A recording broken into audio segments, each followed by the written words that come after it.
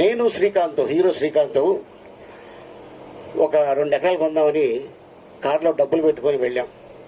Advance ఇద్దాం ఆయనకి. ఆయన ఎకరం 20 లక్షలు చెప్పాడు అదే ఏరియాలో. మాతో పాటు ఒకడు వచ్చాడు. మీకేమైనా బ్రెయిన్ దుబ్బిందా, ఇక్కడ కొంటారేంటి అన్నాడు. ఆ రోజు ఆడు చెప్పకపోతే అప్పుడు 20 లక్షలు ఎకరం, ఇప్పుడు అదే ఎకరం 80 కోట్లు. ఆడిని తీసుకెళ్ళడంలో 80 కోట్లు చెప్పకపోతే అప్పుడు 20 లక్షలు ఎకరం, ఇప్పుడు అదే ఎకరం 80 కోట్లు. ఆడిని తీసుకెళ్ళడంలో 80 కోట్లు పోయింది మాకు. అందుకని భూమి కొంటున్నప్పుడు మీకు ఆలోచన వస్తే డబ్బులుంటే కొనేయండి, ఎవరికి చెప్పద్దు.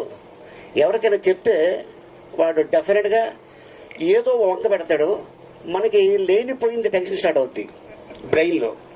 సో అందుకోసం అంటే